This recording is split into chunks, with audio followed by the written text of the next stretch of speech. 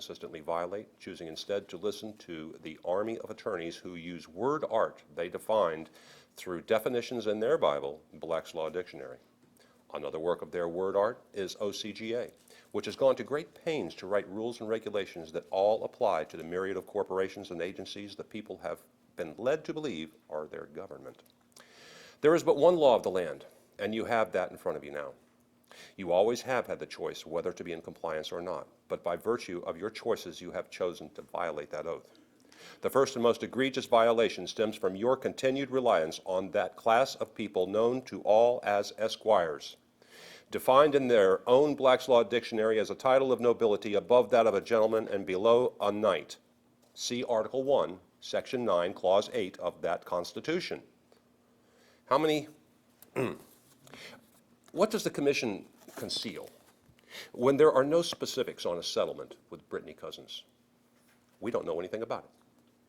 What are you instructed to hide from public view?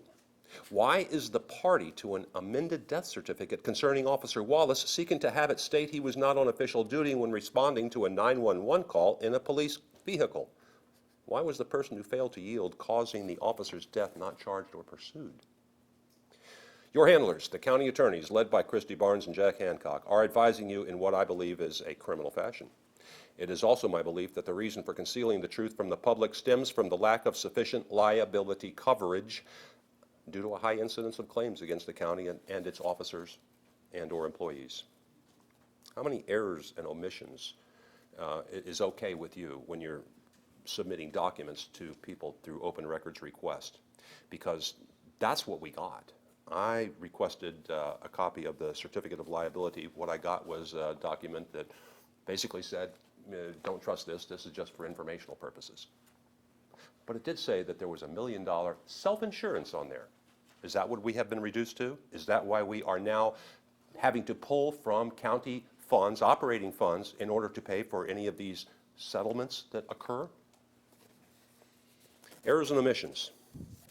How about the bond?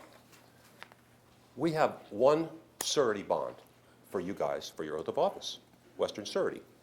It's signed by an agent or a representative who hasn't been able to sell that product since 2003. What's up with that?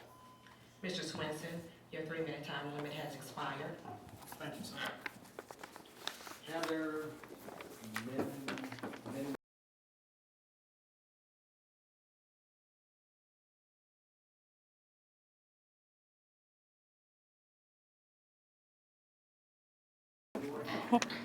Turn it on. Okay. Could you please restate your name for the record and the county of residency? Heather Middendorf, CCOC. CCCOC, Clayton County Citizens Oversight Committee. Oh, well, we're in Henry County, but what county do you reside? Henry. Thank you. Yep. Knowing that most of you do not speak legalese, yes, it's a real language. The Esquires who speak it will use their word art to convince you that it's all okay. It is not okay, and this is the nasty bed you've made for yourselves and the good and trusting people of this county.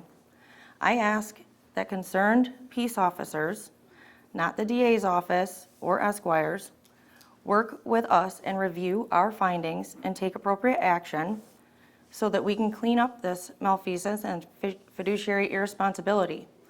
What is done in the shadows is itself a violation of the public trust. Being a part of the CCCOC is an education into how this thing called government got away from the people. It drives home the fact, as I believe, that government is no longer working for us. It believes we now work for it, whatever it really is. This, and what I have to say, is my belief. Is everything being settled using self-insurance? The Esquires devised the current insurance and bonding scheme so that criminals and or uninsurable people can take seats they are not qualified to seek by virtue of not being able to bond up. Using shell companies to make people believe their government is properly insured and the elected are properly bonded. We at the CCCOC believe fraud is being perpetrated against the people of this county, and further believe this is happening in most, if not all, of Georgia's 159 counties, by virtue of the continued concealment of actions filed against the county. Clayton County is now in the nation's 10% of high-risk governmental corporations. The prospect for insurability remains bleak. Could this be the reason why crimes against the people of this county initiated or supported by the Esquires in control remain unprosecuted? What goes on in executive session stays in executive session. This is the Esquires version of transparency. Thank you. D,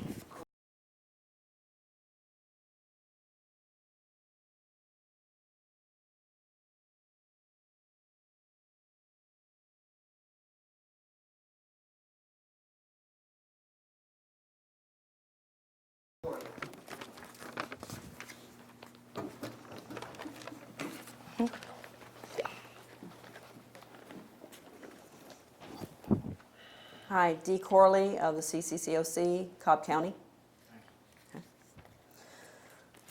People here wonder why this board even attempts to create a budget when the truth of the matter is that it doesn't. This work is done by the finance department. Now that's an interesting term, finance department. Another creation of the Esquires, but why? That would be to put them under the control of this board who answer only to the Esquires and in this building rather than their proper place working under the Clayton County Treasurer. Who is the Clayton County Treasurer? To hear the Esquires answer, this is the finance department. More errors and omissions. The proper place for that department is directly under the county treasurer, Mr. Terry Baskin. To date, he has been the only man acting in honor and a covenant of Esquire-controlled officials. And that's not the only convenient erasure of county officials by this monster organization called the Bar. How about the county coroner? They made that office disappear as well. Why? Because it's the only officer who could lawfully arrest an elected sheriff. A sheriff who now answers only to the corporate courts, not the people. Violations of the oath of office are now just a joke to supposed public servants. To the people of Clayton County, I ask, are you better served by Esquires who have removed the finance department from the county treasurer or not?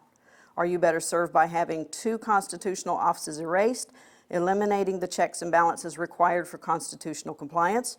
Or are you satisfied that the incorporation by these Esquires of all things governmental is proper? Can anyone find a reason why Karen's House of Shoes continues to be listed with the online yellow pages with an address of 112 Smith Street? Please tell us how the Esquires continue to justify that fraud upon the people. Why did this board allow such a blatant misuse of county funds used to create and maintain it, and why is it still in the yellow book and yellow pages online? Fraud is fraud no matter what you call it. How long before the people realize all of you are impersonating public officials? How long before a truly independent board of review is allowed in to clean this mess up? How long before this board of directors hears the clarion call to get out of the house? This can all be laid at the feet of the real criminals operating the fictitious courts and their agents, the Esquires. Thank you. Please conclude public comment.